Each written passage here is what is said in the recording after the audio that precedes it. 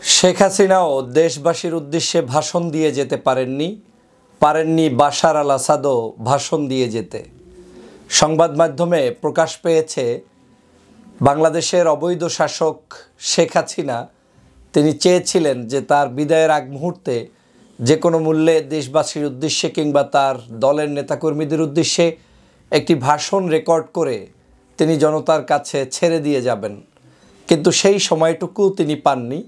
এমনকি দুপুরের খাবার রেডি করা ছিল তার জন্য, সেই খাবারটুকু গ্রহণ করে গণভবন থেকে বিদায় নিতে পারেননি। ভাগ্যের নির্মম পরিহাস, সিরিয়ার বাশার আল আসাদের ক্ষেত্রেও ছোট্ট ছোট্ট সকল কাহিনী ইতিমধ্যেই জনসম্মুখে আসা শুরু করে দিয়েছে। তিনি গতকালকের রাত ৮টার সময়, সিরিয়ার সময় অনুযায়ী রাত ৮টায় একটি ভাষণ দিতে চেয়েছিলেন জনগণের কাছে, জনমানুষের কাছে, কিন্তু তার নসিবে সেই ভাষণটিও হয়নি। অত্যন্ত প্রতাপশালী এই শাসক, যারা ৫৪ বছর এই দেশটাকে শাসন করেছে, ৩০ বছর তার বাবা, ২৪ বছর বাশার আল আসাদ, এই ৫৩-৫৪ বছর পর্যন্ত তারা দেশটাকে স্বাধীনভাবে পরিচালনা করেননি। তারা দেশটাকে জুলুম, নির্যাতন, অত্যাচার, স্টিম রোলার চালিয়ে তারপরে জনগণের উপরে চেপে বসেছিল। ১৯৭১ সালের পট পরিবর্তনের পর থেকেই তারা শাসন করেন ওই দেশে, এবং ওই দেশটাতে ৭১ থেকে আজ পর্যন্ত এই একটি পরিবারের হাতেই ক্ষমতা রয়েছে। আপনারা নিশ্চয়ই জানেন যে বাশার আল আসাদ তিনি তার দেশে গৃহযুদ্ধ পর্যন্ত বাঁধিয়ে দিয়েছেন। এখন থেকে প্রায় ১০-১২ বছর আগ থেকে সেই দেশে যখন জনগণ ফুঁসে উঠেছিল, তখন জনগণের উপরে আক্রান্ত করেছে এই বাশার আল আসাদ বাহিনী এবং বিদেশি কিছু শক্তি। তাদের উদ্দেশ্য ছিল যে কোনো মূল্যে বাশার আল আসাদকে ক্ষমতায় টিকিয়ে রাখা। হয়তো সাময়িক সময়ের জন্য তারা সেটা করতে পেরেছেন, জনগণকে হত্যা করেছেন, নির্বিচারে গুলি করেছেন, মানুষদেরকে ঘর বাড়ি ছাড়া করেছেন, দেশ ছাড়া করেছেন, কিন্তু সময়ের কি নির্মম পরিহাস, তাদেরকে এই দেশ থেকে চলেই যেতে হলো। এমনকি শুনেছি আজকের পত্রিকার বিভিন্ন নিউজ বলছে বাশার আল আসাদকে বহনকারী বিমানটি হয়তো ইতিমধ্যে নাই হয়ে গিয়েছে। যদিও এর সত্যতা পেতে আমাদেরকে আরেকটু অপেক্ষা করতে হবে। কেউ কেউ বলছেন যে বাশার আল আসাদ হয়তো আর জীবিতই নেই, তার বিমান হয়তো ক্র্যাশ করেছে, কারণ তিনি যখন বিমান নিয়ে পালিয়ে গিয়েছেন কিছুক্ষণ পরে তার সিরিয়ার রাষ্ট্রের বর্ডার থেকে তার বিমানটি নাই হয়ে যায় এবং সেটার আর এখন পর্যন্ত কোনো খোঁজ পাওয়া যায়নি। সকল স্বৈরশাসকদেরই এই নির্মম পরিহাস গুনতে হবে, গুনতে হচ্ছে। এটাই পৃথিবীর নিয়ম। যারাই জুলুম করে, অত্যাচার করে, তখন তারা খুব বেশি শক্তিশালী থাকে, পেশি শক্তির জোর দেখায়, টাকার জোর দেখায়, ক্ষমতার জোর দেখায়, নিজের অধীনস্থ কর্মকর্তা কর্মচারীদের জোর দেখা দেখিতে তাদের জীবনটা চলে যায়। বাংলাদেশের ক্ষেত্রে শেখ হাসিনা এই একই কাজ করেছে। ৫ তারিখ সকাল ১১টায়ও শেখ হাসিনা জানে না যে এই আগস্ট মাসের ৫ তারিখেই তাকে বিদায় নিয়ে পালিয়ে যেতে হবে। এরকমই শাসকদের ক্ষেত্রে ঘটে। তিনি হয়তো বিমানটা ক্র্যাশ করেন নাই, কিন্তু বিমান নিয়ে তাকে পালাতে হয়েছে, এবং বাংলাদেশের ইতিহাসে ৫৩ বছরের ইতিহাসে এই প্রথম কোনো শাসককে পালিয়ে যেতে হয়েছে। যদিও বাংলার মানুষ শেখ হাসিনাকে নিয়ে চিন্তা করতে চায় না, তিনি বেঁচে আছে না মারা গিয়েছে, তিনি আসবে না, এটা এখন আর জনগণের আবেগের জায়গা নাই। কারণ জনগণকে যে ক্ষত তৈরি করেছে শেখ হাসিনা, সেই ক্ষতের যে পরিমাণ শাস্তি হওয়া দরকার তার কিছুই শেখ হাসিনার জন্য এখনও কিন্তু হয়নি, যে কারণে জনগণ ক্ষুব্ধ। জনগণ যে কোনো মূল্যে তার বিচার চায় এবং বাংলার মানুষ তাকে কোনো অবস্থায় আর দেখতে চায় না। আজকের বাশার আল আসাদ একই জিনিস বরণ করে নিতে হলো।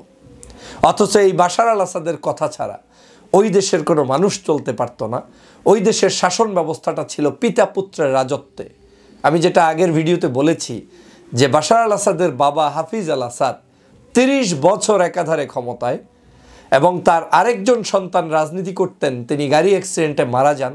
যাওয়ার পরে এই বাশার আল আসাদকে মূলত তার বাবা পছন্দ করে বসিয়ে যান, এবং ২০০০ সাল থেকে আজ ২০২৪ এই 24টি বছর পর্যন্ত টানা তিনি সেই দেশে সিরিয়াতে অবৈধভাবে ক্ষমতা দখল করে থেকে যান এবং তার বাবার মৃত্যু হয়েছে, তারপরে তিনি ক্ষমতায় এসেছে।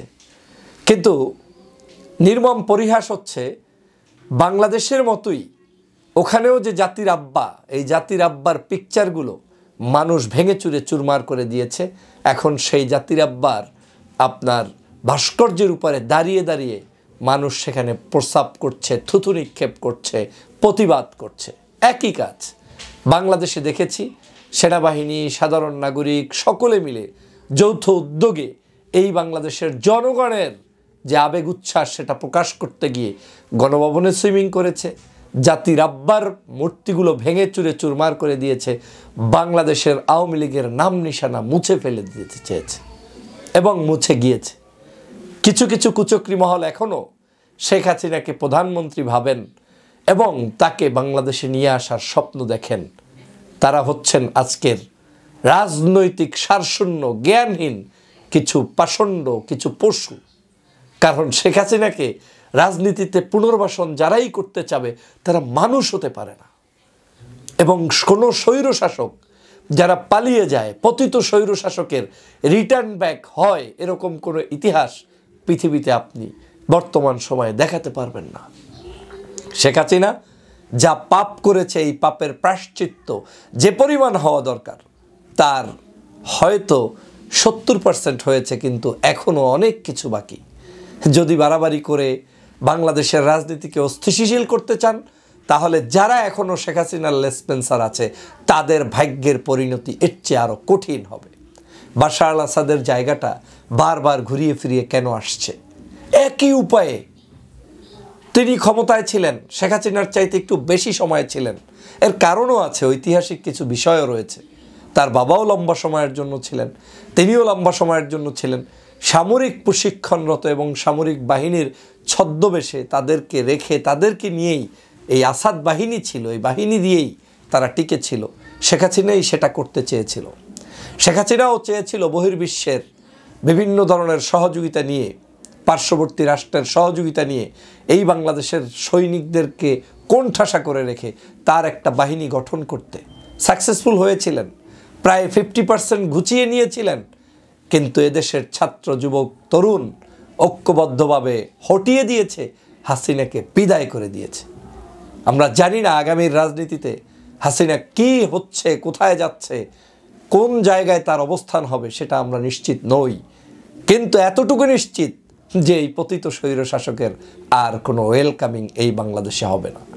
আজ এই ফ্যাসিবাদের পতন যেমন হয়েছে, বাশার আল আসাদের পতন হয়েছে।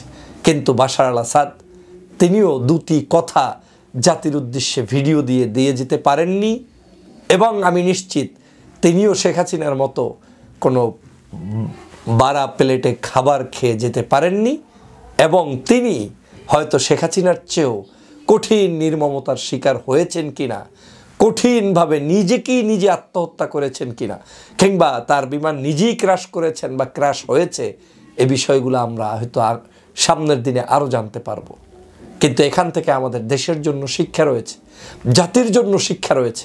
সেটা হচ্ছে এই, কখনোই কোনো স্বৈরশাসকদের পৃথিবীর কেউ অ্যাকসেপ্ট করবে না। আসুন ওদেরকে আমরা প্রতিরোধ করি। যারা আমাদের দেশকে ধ্বংস করতে চায়, দেশের মানুষকে ধ্বংস করতে চায়, তাদের সাথে আমাদের কোনো কম্প্রোমাইজ নেই। আমরা বিপ্লবী চেতনা ধারণ করে আমার দেশকে আমরা ভালোবাসবো এবং সকল দেশের সকল স্বৈরশাসকদের পতন হোক, সেটাই আমরা প্রত্যাশা করি। সবাইকে ধন্যবাদ।